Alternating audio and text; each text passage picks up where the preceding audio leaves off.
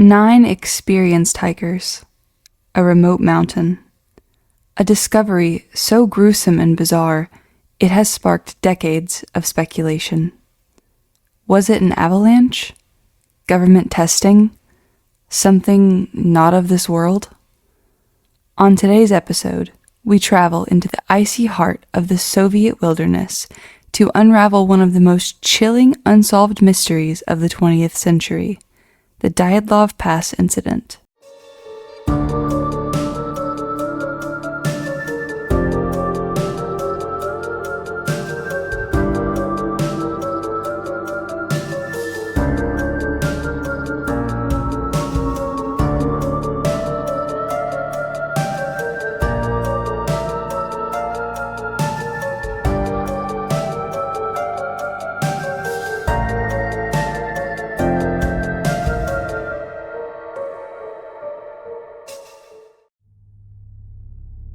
In 1959, 9 young hikers disappeared into the icy Soviet wilderness.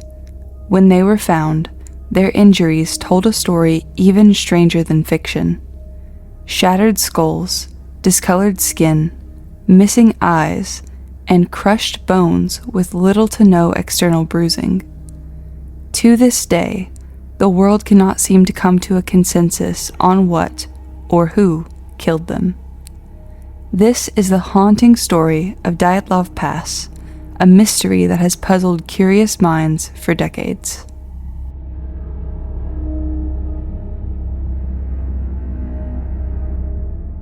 In early 1959, a group of 10 skilled hikers gathered for an expedition through the unforgiving Ural Mountains of Soviet-era Russia. The group, all experienced survivalists, was comprised of engineers, inventors, and university students. Their final destination? Mount Otorten. To the local Mansi tribe, this mountain is known as Kholat Syakhl. The translation? Mountain of the Dead. Even more unsettling, Mount Otorten's name translates to a warning: don't go there. The group did not listen. Led by Igor Dyatlov, they made their way to an abandoned mining settlement, then took a final sled ride before starting their hike. The weather was brutal, with ambient temperatures as low as -30 degrees Celsius. Just before the group began their trek up the mountain, one member, Yuri Yudin, turned back. His chronic condition was causing him problems, and he feared he wasn't well enough to make the trip. That day, his illness saved his life, as Yuri Yudin would become the sole survivor of this expedition. The remaining 9 hikers made their way toward Mount Otorten. On February 1st, they pitched their tent on the slope of the mountain, 500 meters off their planned route. What happened next is the subject of intense debate, but whatever the cause, these hikers endured something unspeakably horrific, and none would survive to tell the tale. The group had been expected to reach their final destination by February 12th, and they had agreed to send out a telegram upon their arrival. When no telegram arrived, no one panicked. Delays were all too commonplace with such intense expeditions, especially in the brutal winter months. But when the silence persisted, friends and family grew worried. On February 20th, a search party was sent out to look for any signs of the group. What they discovered 5 days later would terrify and shock generations to come. The tent was found still standing on the mountain slope, cut open from the inside. Food, winter gear, and other supplies were left at the campsite. Barefoot or sock-clad footprints led away from the tent. The trail brought investigators toward the tree line half a kilometer away. This is where they found the first bodies. Beneath a cedar tree, lying perfectly side by side, were the bodies of Yuri Durashenko and Yuri Krivonoshenko. They were terribly underdressed for the weather, wearing socks without shoes and swimming trunks. Nearby, investigators found the remains of a small fire. Durashenko had burns on his head and face, a bloodied lip, and gray foam oozing from his mouth, potentially a result of a pulmonary edema. Krivonoshenko had burns on his legs and bruises across his chest and lower body. They both had bloodied hands and raw knuckles, as if they'd been fighting, either someone or something. The branches in the nearby cedar tree were broken off approximately 5 meters high, and human skin and blood were found embedded in the tree bark. Both were have ruled to die from hypothermia, but their injuries tell a much different and much more sinister story. A short distance away, 3 more bodies were found leading back toward the campsite, all spaced apart at strangely specific intervals. Igor Dyatlov, the group's leader, was found lying face up in the snow, 300 meters from the cedar tree. He was wearing a shirt, sweater, ski pants, and mismatched socks. Strangely, one of the shirts he was wearing belonged to Doroshenko, who had borrowed it from Yuri Yudin before he left the group. His knuckles were bruised in a manner consistent with repeated striking. His arms were folded across his chest in a defensive position, and he was clutching a birch branch in his hand. His cause of death? Hypothermia, according to the official report. Zenaida Kolmogora was found next, located closest to the tent. She was wearing multiple layers of clothing, including 3 pairs of socks, but no shoes. There was a gash on her right hand, and one side of her face was severely bloodied. She had a long, baton-shaped bruise on her torso.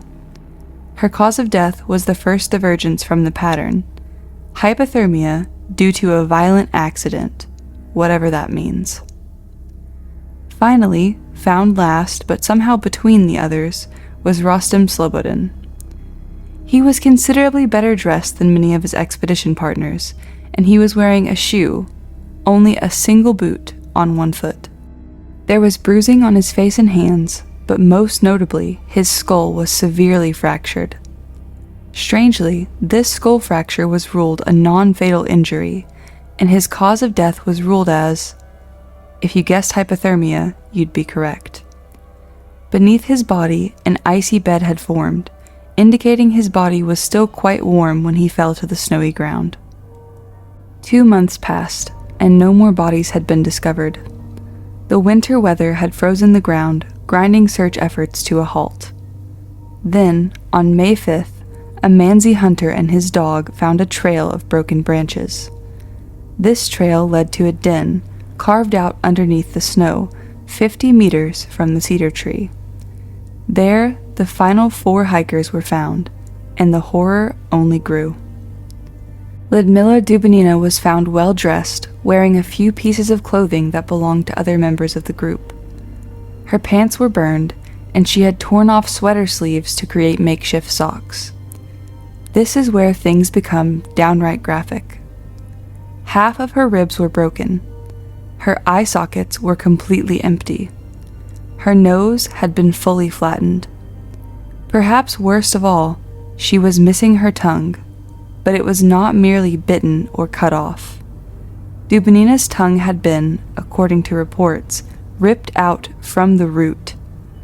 Her autopsy found a coagulated mass in her stomach, indicating that she was likely alive when her tongue was removed. Her cause of death was said to be the massive hemorrhage she suffered in her heart. Semyon Zoltarov was found with missing eyes and portions of his skull exposed. His ribs were crushed on his right side. He was found holding a pen and a notebook which strangely is missing from the recorded evidence. Around his neck hung a camera, and surviving group member Yuri Yudin was most puzzled by this camera. During the entire expedition, he had never once seen this particular camera. The film from the camera was never released, as according to Soviet authorities, it was damaged by water and unrecoverable. His cause of death was officially stated as chest trauma. Medical experts said that Dubinina and Zoltarov's injuries were consistent with massive internal trauma, as one might expect from a high-speed car crash, but the soft tissue damage supported no such trauma. Also, the similarities in some of their injuries despite substantial differences in height and body composition, led experts to the conclusion that such injuries could not be caused by a single uniform event.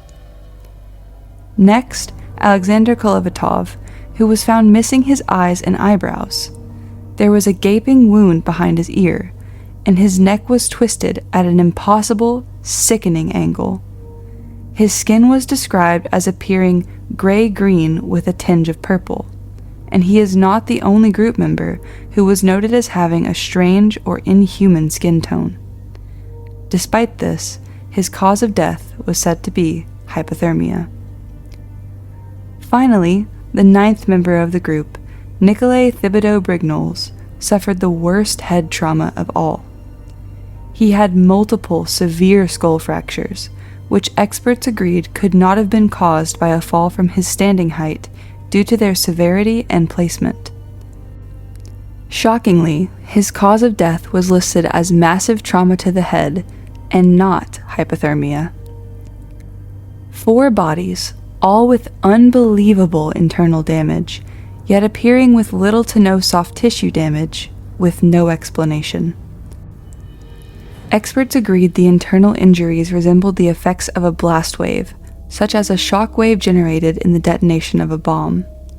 To make matters even more peculiar, articles of their clothing were tested for radiation, which revealed that several of the hikers' clothes were indeed radioactive.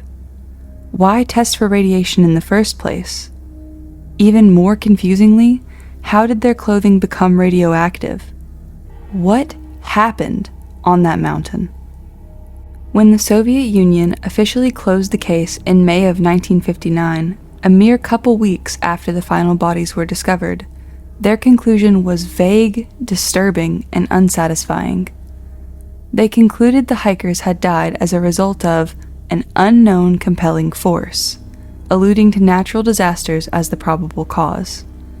They provided no follow-up and little to no closure for the grieving families, and promptly shut down the mountain for 3 years. The world wanted answers that the Soviets were clearly unable or unwilling to provide, and so the theories began. The official theory, as stated by the Soviet investigation and the Russian government when the case was briefly reopened in 2019, is that the hikers had died as a result of an avalanche. In particular, proponents of this theory support the idea of a slab avalanche, potentially triggered by the hikers' leveling of the slope where their tent sat, weakening the snowpack beneath. A delayed slab avalanche in the middle of the night would explain why the tent was cut open from the inside, and why such experienced survivalists ran out into the blistering cold without so much as a pair of shoes or coat. The primary issues with the avalanche theory are firstly that the campsite was relatively undisturbed. Their footprints had not been covered, the tent was still standing, and a ski pole photographed standing upright in the snow before their deaths was still standing when the search party discovered the campsite. Then there's the question of the strange injuries sustained by members of the group. Avalanches are powerful, but they do not rip out people's tongues. A theory that has become more popular in recent years also points to a natural cause, citing katabatic winds as a possible explanation. Katabatic winds are sudden, intense blasts of cold air that rush down a mountainside at hurricane-level speeds. These winds can trigger immediate whiteout conditions and disorient and terrify even the most experienced hikers. This explains the rushed escape and why some of the members might have tried to climb a tree to escape the winds, and it also explains a lack of physical evidence. Katabatic winds would not leave behind destruction like an avalanche would. Still, katabatic winds cannot explain some of the injuries. Also, this area was not prone to avalanches, and the Ural Mountains are not known for having katabatic wind events, which typically only occur in coastal regions. There is no evidence of a katabatic event occurring in that region on that night, or any night around the time of the expedition. It's possible, and Soviet weather phenomena records may be lacking, but it seems unlikely. Early theories and rumors cast blame on the local Mansi people, an indigenous tribe who call this region of the Ural Mountains home. Locals claimed the hikers had camped out on sacred grounds, and the Mansi tribe, angered by this trespass, attacked the group in the night. To point out the obvious, when there are no answers, people look for someone to blame, and prejudice likely played a heavy hand in this theory. The land was not sacred to the Mansi tribe, and members of the tribe were instrumental in search and recovery efforts, something they did voluntarily and without hesitation. The injuries were not consistent with such an attack, and there is zero evidence, other than xenophobia, to support this theory. Next, we examine one of the most popular and darkest theories, the one which is believed by sole survivor Yuri Yudin. The Dyatlov group was subjected to military weapons testing, and the Soviet government covered it up. At the time of the incident, the Cold War was in full swing, with new weapons being developed and tested and secrecy strictly enforced. This theory has multiple offshoots. The group may have been unfortunate and unwilling test subjects, or they may have stumbled upon something they were never meant to see.